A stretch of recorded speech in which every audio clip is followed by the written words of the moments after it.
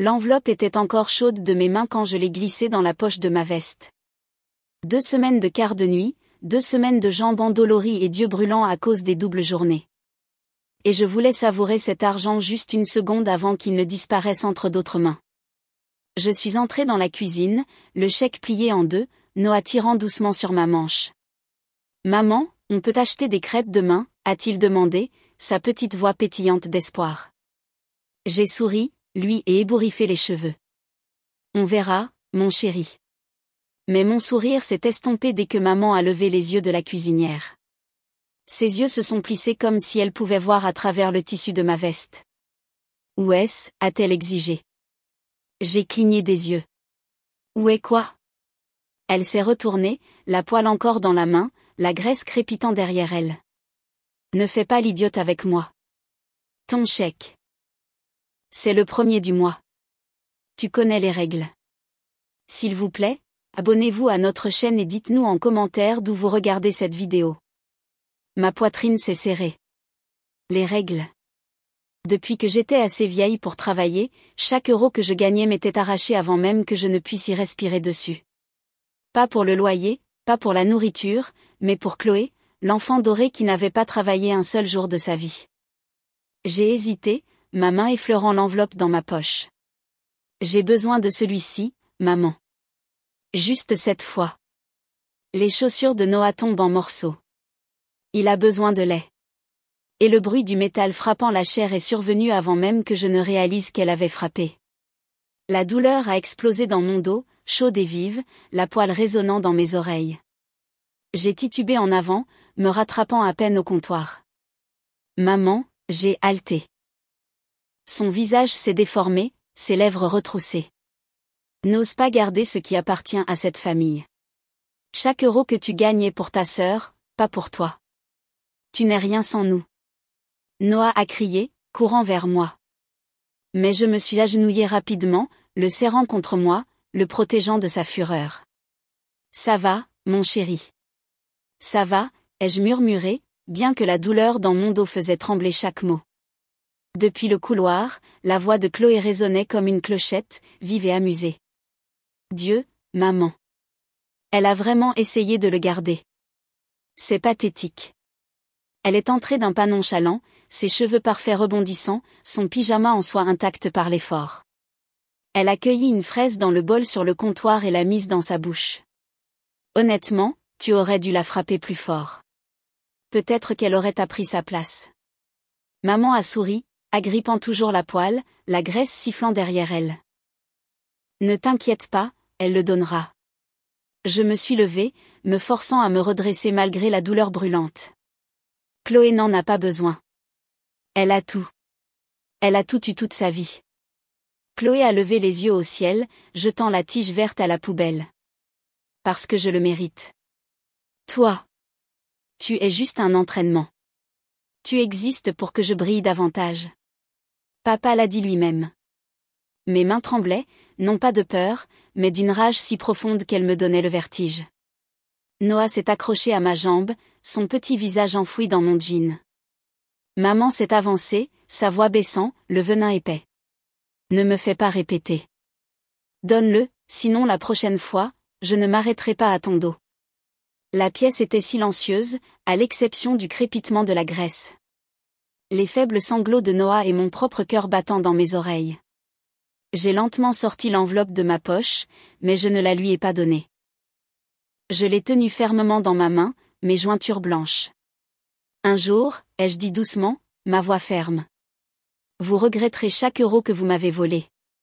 Chaque échymose, chaque mot. Maman a reniflé, se détournant. De grands mots de quelqu'un qui n'a rien. Chloé a ri, son téléphone déjà levé pour me prendre en photo, courbée avec Noah serré contre mon flanc. Parfait, a-t-elle ronronné. Tu as exactement l'air de ce que tu devrais être. Brisé. Je n'ai pas bougé. Je n'ai pas pleuré. Je n'ai pas supplié, mais à l'intérieur, quelque chose a changé. Il pensait que le chèque était le prix. Il pensait que l'argent était ce qui comptait. Mais cette nuit-là, en serrant mon fils contre moi, j'ai réalisé que le vrai prix était ce qu'il valorisait le plus. Leur fierté, leur image, leur illusion de pouvoir, et c'était exactement ce que je leur ôterais. La meurtrissure sur mon dos a pulsé pendant des jours.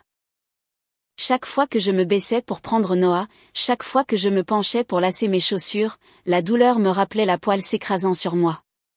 Je portais des pulls amples pour aller au travail afin que personne ne le remarque.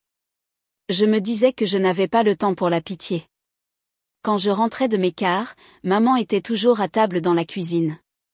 Chloé perchait à proximité comme une reine sur son trône. Il ne faisait même plus semblant. Le chèque, demanderait maman, la main tendue comme si j'étais une servante.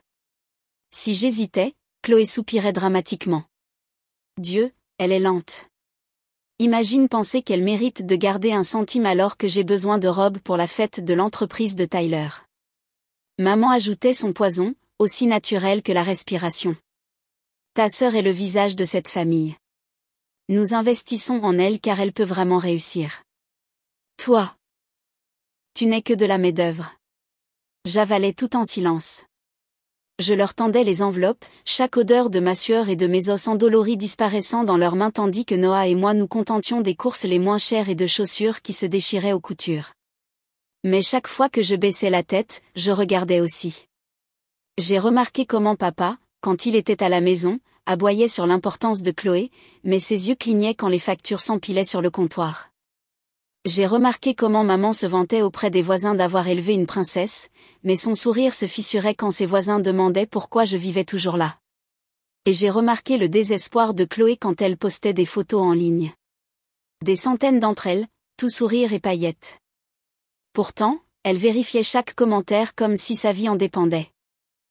C'était des fissures, petite mère et elle. Un soir, alors que je mettais Noah au lit, il a murmuré, « Maman, quand je serai grand, est-ce que je devrais donner mon argent à mamie aussi ?»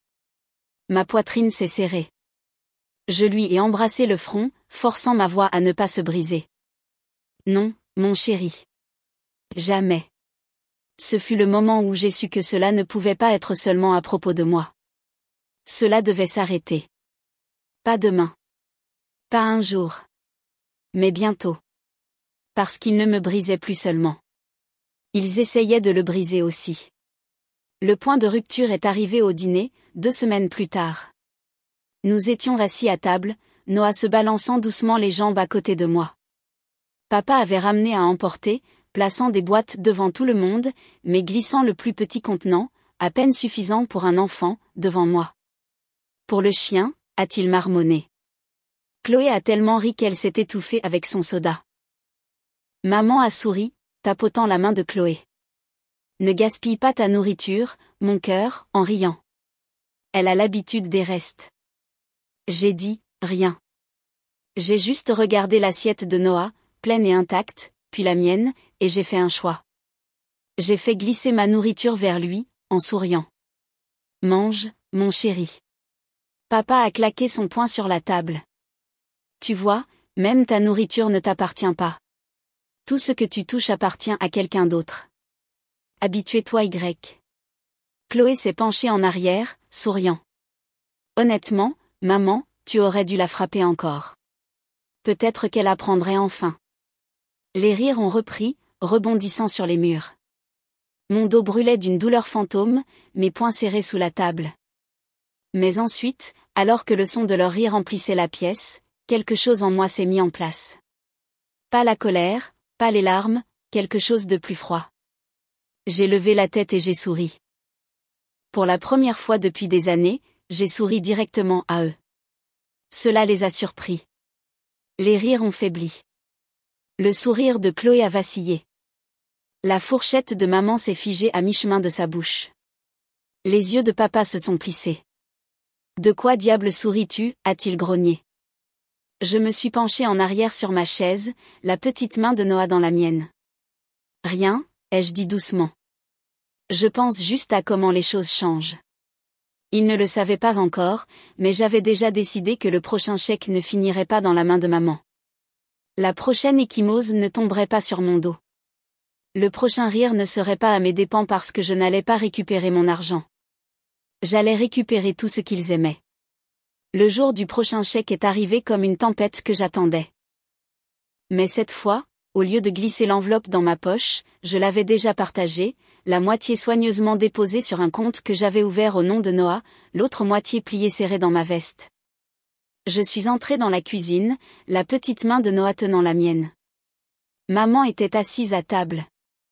Chloé traînait sur son téléphone, papa dans son fauteuil inclinable, la télévision à plein volume. Où est-ce, a lancé maman, la main tendue avant même que je ne pose mon sac. J'ai croisé son regard, calme, ferme. Ce n'est pas à toi cette fois. La pièce s'est figée. Papa a tourné lentement la tête, son visage s'assombrissant. Chloé a ri, secouant la tête. Oh mon Dieu, elle essaie encore ça. Maman, attrape la poêle. Le visage de maman s'est déformé. Ne me fais pas te blesser à nouveau. Donne-le. J'ai secoué la tête. Non. Le mot a plané dans l'air, vif, plus lourd que la poêle qui avait fendu mon dos des semaines auparavant. Papa s'est levé, imposant, les veines pulsant dans son cou. Tu crois pouvoir garder ce qui nous appartient? Je me suis redressée, même si les petits doigts de Noah se serraient plus fort sur les miens. Cela ne vous appartient pas. Cela ne vous a jamais appartenu. Et ce soir, vous allez la prendre. Avant qu'il ne puisse réagir, j'ai ouvert la porte d'entrée. Le bruit de pas a empli le couloir.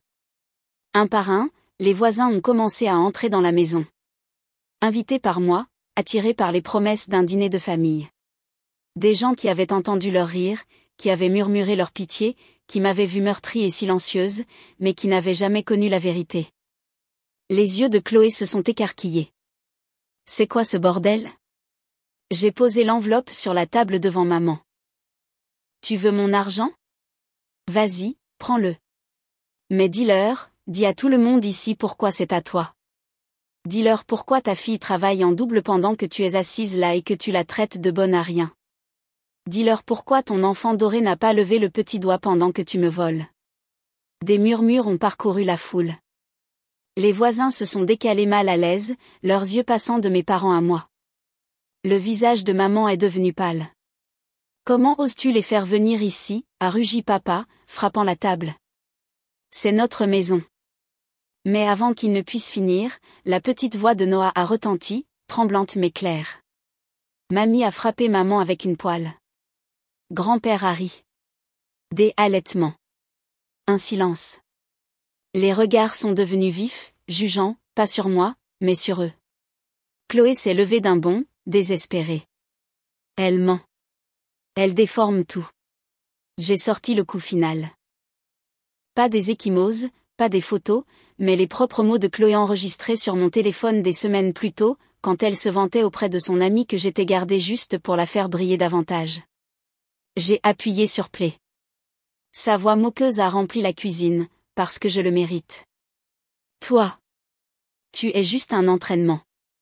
Tu existes pour que je brille. Le visage de Chloé s'est décoloré. Les invités secouaient la tête, des murmures dégoûtés s'élevant plus fort maintenant.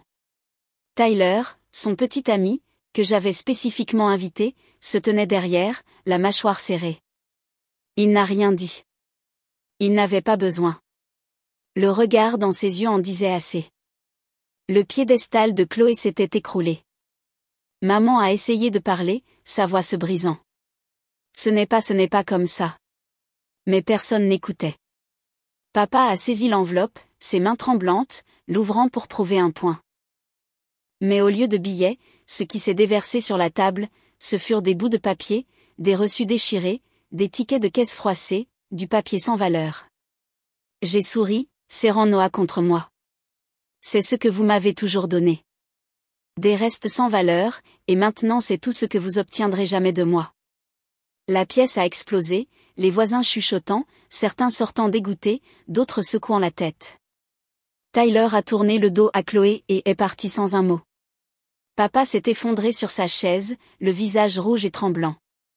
Maman a enfoui son visage dans ses mains.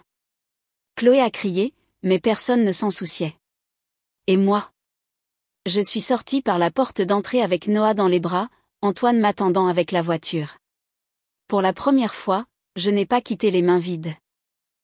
Je suis partie avec le petit sourire de mon fils pressé contre mon épaule, avec le son du silence étouffant les gens qui avaient autrefois ri de moi. Et je savais qu'il n'obtiendrait jamais 1 euro de plus, un rire de plus, ou un morceau de moi de plus. S'il vous plaît, abonnez-vous à notre chaîne et dites-nous en commentaire d'où vous regardez cette vidéo.